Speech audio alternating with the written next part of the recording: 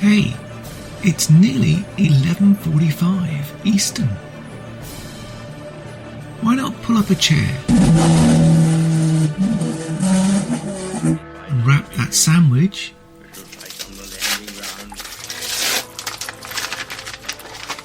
or that cup of coffee and tune into A Radio, and this is The Morning Moment. Follow us on Spreaker.com.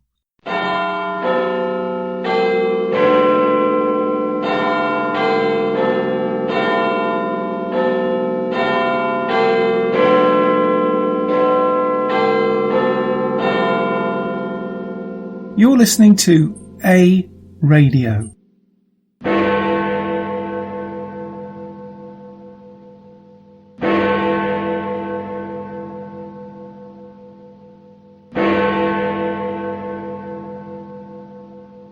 But everything that we've achieved is under threat from the left-wing ideology that demands absolute conformity, relentless regulation, and a top-down control of the entire U.S. economy. Far-left politicians in our nation's capital want a massive government takeover of healthcare. They want to give government bureaucrats domination over every aspect of your business and your life. They want to eliminate American oil and natural gas. They want to enlist us in global projects designed to redistribute American wealth and kill American jobs all over our nation. We shall fight on the beaches. We shall fight on the landing grounds.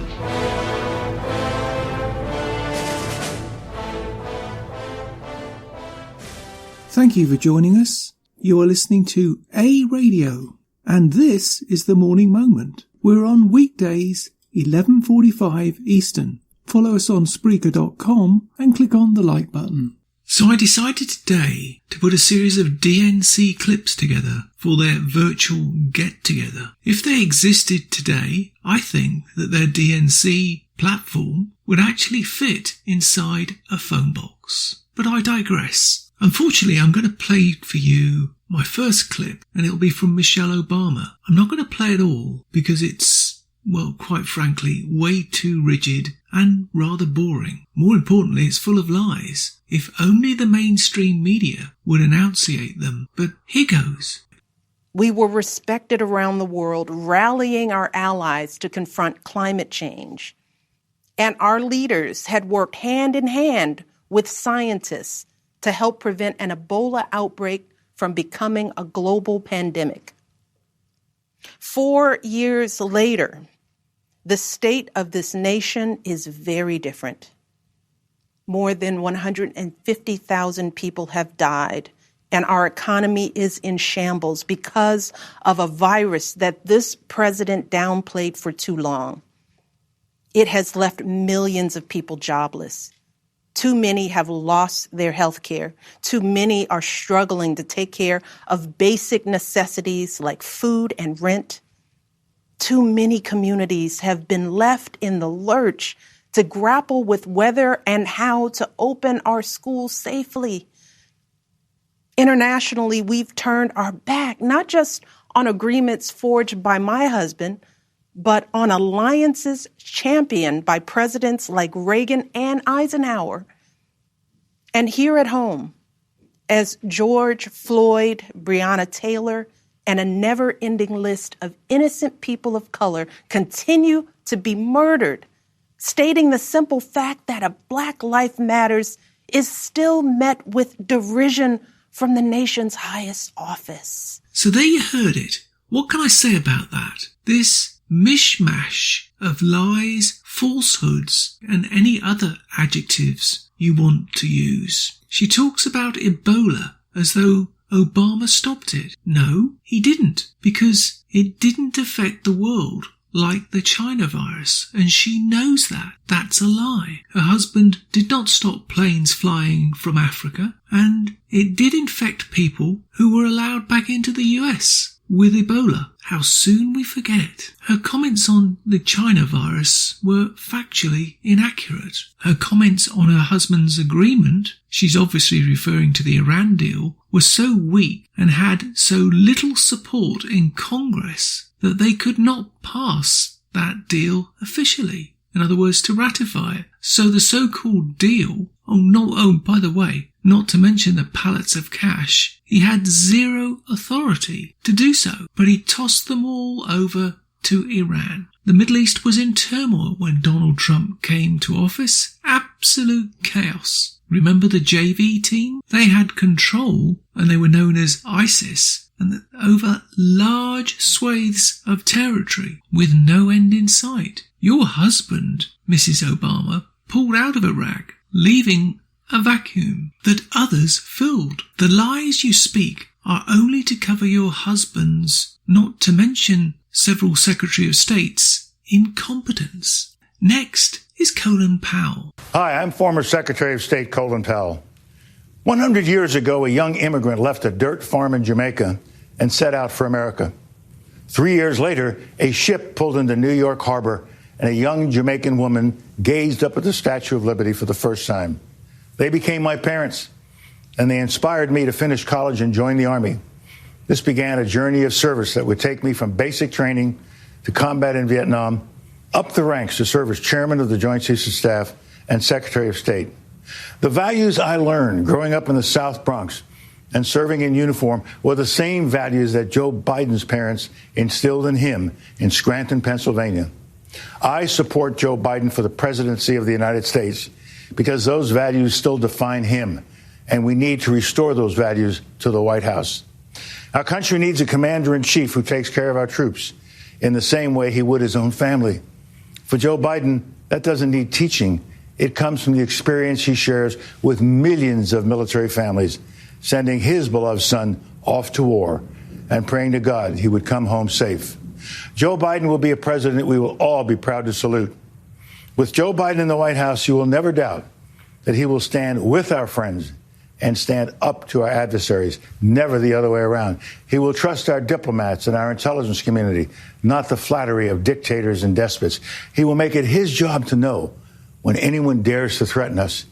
He will stand up to our adversaries with strength and experience. They will know he means business. I support Joe Biden because beginning on day one, he will restore Americans' leadership and our moral authority. He'll be a president who knows that America is strongest when, as he has said, we lead both by the power of our example and the example of our power. He will restore America's leadership in the world and restore the alliances we need to address the dangers that threaten our nation, from climate change to nuclear proliferation. Today, we are a country divided, and we have a president doing everything in his power to make it that way and keep us that way. What a difference it will make to have a president who unites us, who restores our strength and our soul. I still believe that in our hearts, we are the same America that brought my parents to our shores, an America that inspires freedom around the world. That's the America Joe Biden will lead as our next president. Thank you very much.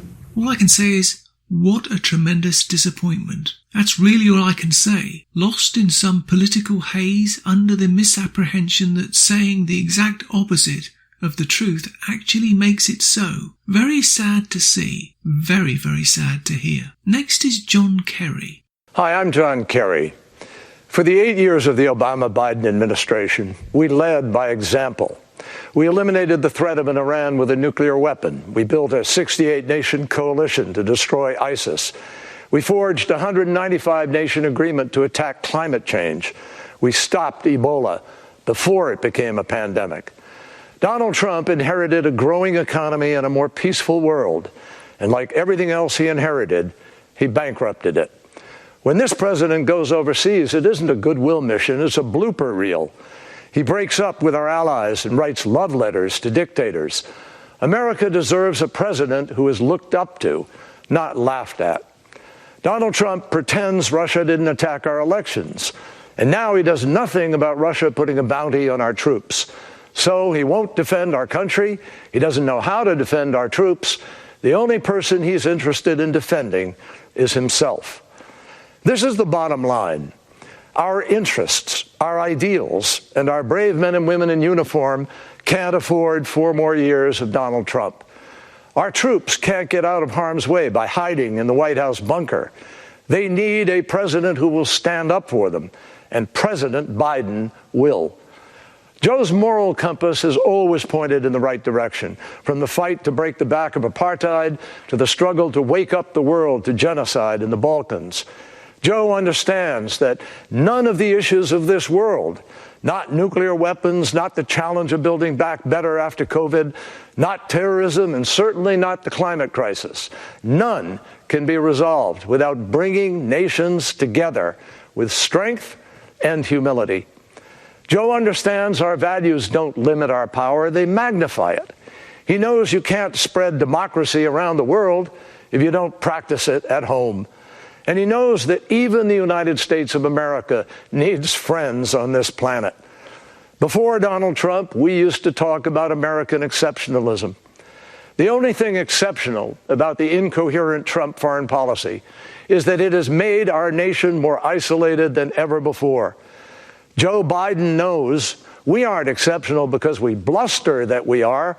We are exceptional because we do exceptional things. On June 6, 1944, young Americans gave their lives on the beaches of Normandy to liberate the world from tyranny. Out of the ashes of that war, we made peace and rebuilt the world. That was and remains exceptional. It is the opposite of everything Donald Trump stands for.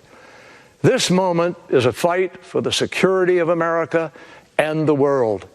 Only Joe Biden can make America lead like America again. Well, much has been said about this guy. Obama and Kerry led by example. Apparently they eliminated nukes and the nuke threat from Iran. Some would say you just kicked the can down the road and just gave them billions in cash. He claims he destroyed ISIS. Did they? Do you remember Obama destroying ISIS? Oh yes, their great achievement, fake climate change. Remember all those jobs that were lost? No, I'm sure Americans do though. He claims Trump inherited a growing economy. I put it to you, it resembled more what Canadians are going through today with their economy, with massive tax regulations, but not quite as bad as Canada because you don't have to suffer from the carbon tax we have today. If only you'd had Hillary elected, you could have had it all. Kerry claimed that Trump bankrupted the US. I think it's more accurate to say that the cupboard was already bare, Mr. Kerry, when Mr. Trump came to office. Kerry claims that it's non-stop gaffes when Trump goes abroad. I disagree with that. I see a strong, positive leader, not someone that apologises for a rich country that is free of socialism. Kerry made some stupid comments about his approach to dealing with foreign leaders. Those actions, Mr. Kerry, have achieved much in such a short space of time, all the while having to deal with impending threats of fake investigations, impeachments, and corrupt politicians all round. Quite frankly, I would think it would be enough to turn anybody to drink. Kerry says something about him not being popular abroad. Well, I tend to differ with that. Donald Trump is a different character. He does what he says and says what he's going to do. I find that refreshing. And then he returns to the Russia thing again. All the time the Russia thing. Not talking about the fact that the DNC claimed at the time that their computers were hacked, but refused to allow the FBI to investigate. Who's telling lies now? Kerry has the nerve to say Trump won't defend the US. That's the biggest lie so far, and he's told a few big ones up to this point. Kerry claims that President Trump does not stand up for the US military. Well, all I can say about that, that's not the facts, Mr. Kerry. That's not the facts, because they say otherwise. Finally, he claims Biden's moral compass points in the right direction. I wonder if Ukrainians would agree with that. Hello. Today's Monday, day 170. New Yorkers were ground zero for the COVID virus and have gone from one of the highest infection rates on the globe to one of the lowest. We climbed the impossible mountain, and right now we are on the other side. We did it with the kindness and assistance of so many. New Yorkers want to thank everyone who came to our aid, 30,000 Americans who volunteered to come here to help in our hour of need. Your love gave us the strength to carry on. We went through hell, but we have learned much. We know that our problems go beyond the COVID virus. COVID is the symptom, not the illness. Our nation is in crisis, and in many ways, COVID is just a metaphor. A virus attacks when the body is weak and when it cannot defend itself. Over these past few years, America's body politic has been weakened. The divisions have been growing deeper, the anti-Semitism, the anti-Latino, the anti-immigrant fervor, the racism in Charlottesville, where the KKK didn't even bother to wear their hoods, and in Minnesota, where the life was squeezed from Mr. Floyd. Only a strong body can fight off the virus, and America's divisions weakened it. Donald Trump didn't create the initial division. The division created Trump. He only made it worse. Our collective strength is exercised through government. It is, in effect, our immune system. And our current federal government is dysfunctional and incompetent. It couldn't fight off the virus. In fact, it didn't even see it coming. The European virus infected the Northeast while the White House was still fixated on China. The virus had been attacking us for months before they even knew it was here. We saw the failure of a government that tried to deny the virus, then tried to ignore it, and then tried to politicize it. The failed federal government that watched New York get ambushed by their negligence and then watched New York suffer, but all through it learned absolutely nothing. So today, 6 months after it began, the nation is still unprepared. And we now face a second threat, but this time not from Mother Nature. This is a man-made threat by our own negligence. We now see the virus ricocheting across the country, from one state to another. Today, we trail the world in defeating COVID. We have over 5 million cases. Americans learned a critical lesson, how vulnerable we are when we are divided, and how many lives can be lost when our government is incompetent. But we learned something else, my friends. We saw the negative, but we also saw the positive. As they proved their way failed, we proved that our way succeeded. That America can still rise to the occasion. We can put our differences aside and find commonality. Government can tell the truth and can build trust. We can judge by content of character rather than color of skin. We can care for one another. That Americans can work together and forge community and a competent government. That, of course, we will wear masks because we are smart and because I care about you and because you care about me. Of course, we will socially distance because staying away shows how close we actually are. Yes, we will set up testing and tracing and do whatever we need to do to mobilize to win this battle because we are America. We win wars, and we are the greatest country on the globe. And for all the pain and all the tears, our way worked. And it was beautiful. We showed that our better angels are strong and that Americans will rise to their call. We saw that even at the end of the day, even if it is a long day, that love wins. Americans' eyes have been opened, and we have seen in this crisis the truth that government matters and leadership matters. And it determines whether we thrive and grow or whether we live or die. Now we need a leader as good as our people, a leader who appeals to the best within us, not the worst, a leader who can unify, not divide, a leader who can bring us up, not tear us down. I know that man. I've worked with that man. I've seen his talent. I've seen his strength. I've seen his pain, and I've seen his heart. That man is Joe Biden. Joe Biden is what I call America tough, tough in the best way, tough that is smart, united, disciplined, and loving.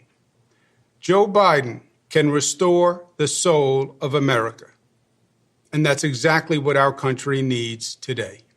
Thank you. Finally, we come to the wonderful governor of New York. The lies this guy is told have to be heard to be believed. The President of the United States did everything he could to help New York City and the state and was hampered if not downright ignored.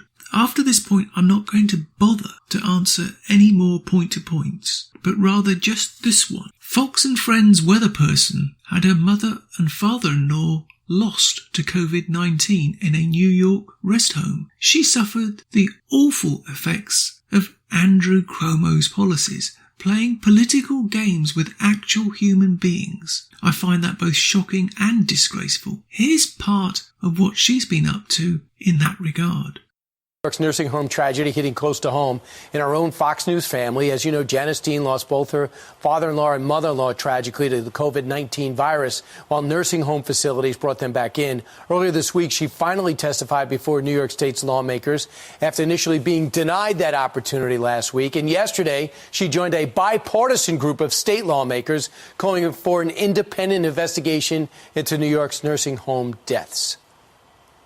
We have to get the best realistic answers for why this happened and how we're going to stop it from happening. We need the rest of the facts, and that have not been presented to us. We share the grief and the anger sometimes in not getting the questions answered. And I'm looking forward to hearing those answers. So what took place and what are the results? Janice, you join us now. No maps behind you, just the facts. What was it like in Albany yesterday? It was wonderful. It was wonderful to meet lawmakers on both sides. And they told me this hasn't happened in a long time, to have bipartisan support for a bill that would empower the legislature to form a commission with subpoena power to conduct an investigation into the nursing home tragedy. So you had how many lawmakers on each side roughly, and what do you think was accomplished as everyone testified and weighed in? I think we had at least 10 people representing both sides. The person that is co-sponsoring this bill is Assemblymember Ron Kim, and he is very vocal about wanting a bipartisan investigation. He lost his uncle in a nursing home, and he was very critical of both the health commissioner, Howard Zucker, and the governor himself. There was a lot of talk about how the governor wants to investigate himself, but is not open into a bipartisan investigation that would give us answers and finally a real count of how many people we lost in nursing homes. New York State is the only state that doesn't count the deaths that happened in the hospital, but those patients contracted the virus in their assisted living or elder care facility. So we need to get those answers to make sure this never happens again. So 6,000's abhorrent, but it could be double that. That's what you're saying. So the number could be 11,000 people, and yet the governor's not curious on how this happened, or do you think he knows and doesn't want some fingers pointed his direction? I definitely think there is a cover-up. And every time he is asked the question, he blames everyone else except the person that signed the mandate March 25th to allow COVID-positive patients into nursing homes. That was in place for 46 days. And every single time he's asked that question, he blames everyone else. And at the beginning of this, he said, if you have a problem, you blame me. The buck stops at my desk. He has yet to take any accountability. And now, of course, we know he's writing a book about his leadership in the middle of a pandemic. I think he actually should be writing condolence cards to people. Now, I wanted to play that clip from Janice Dean to give you actual facts that the Democrats are afraid to either admit or acknowledge. That seems to be a common thread with Democrats, doesn't it? The same as Liberals in Canada. They are correct, even when they're wrong, and only they can fix anything, and anything else that was done is either illegal, illegitimate, or irrelevant. Sad though that is, it does seem to be the case that if they repeat a lie often enough, you will believe it, and it will become the truth. And you are bound to forget they actually did the exact opposite. For instance, I give you these examples. Shutting down oil drilling, fracking, coal mines, coal power stations, bankrupting farmers due to ridiculous regulations forced on them by the EPA. A Secretary of State who lied about Benghazi. How is that helping the troops? Arms problem with Eric Holder caused with Mexico. The Obama policy putting children in cages. MS-13 gangs running roughshod over many large cities. And the list goes on and on and on. But the mainstream media refuses to discuss their track record. It's almost as though it, never happened. The same happened in Canada, and the brain-dead moronic Canadians voted the socialist Trudeau into power. Even though many of us tried to warn Canadians, the mainstream media managed to either silence us or worse, have us banned altogether. Now I hope and pray that America and Americans are not facing the same fate. One thing you have to know about socialists, in case you ever are on the fence, it's a little quote from the late Margaret Thatcher, and it's this: the problem with socialism is that eventually you run out of other people's money. Something to think about. And that's my comment. Keep safe, everybody, and keep fighting. It's not over yet. You can find more at aradio.wordpress.com, where you can find links to us on Twitter, Facebook, Instagram, iTunes, iHeartRadio, Gab, Parler, Spotify, and email. We are continuing to reach out to you, so please pass these links on to your friends. Please click on the follow button on Spreaker.com. You can listen to all our morning moments at Spreaker.com/A-Radio. That's EHRADIO, a radio. And please click on the like button. Join us Monday, Wednesday and Friday, 11:45 Eastern, for our morning moment or tweak. And tell your friends, pass the word. We only tell the truth, not what the Canadian mainstream media want you to know. This time, more than any in history, we all need to trust but verify.